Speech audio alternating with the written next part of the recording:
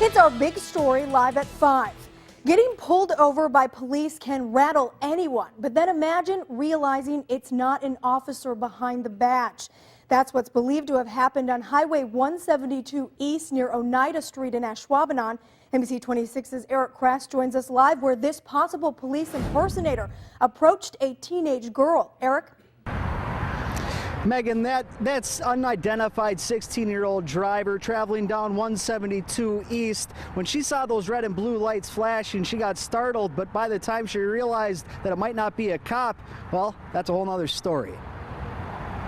This was somebody outside law enforcement making this stop. On January 20th, on 172 East near Oneida Street, a 16-year-old girl told police she was stopped by an officer, but her gut said it wasn't a cop at all.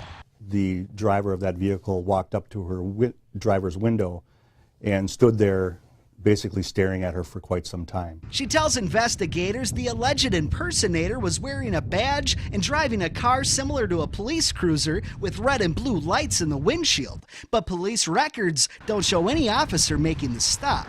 The alleged impersonator never asked the girl for any identification, simply telling her he was making sure she had her seatbelt on and let her go. And today, police are reminding the public you have the right to ask law enforcement to prove who they claim to be. If you call 911, the communication center will know if an officer has made a traffic stop and where they're at. Because proving you're the good guys to the public isn't something a legit officer has a problem with.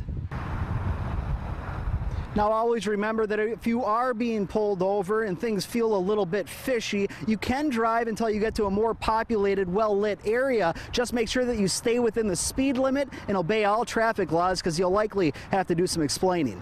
Reporting in Ashwaubenon, Eric Kress, NBC 26.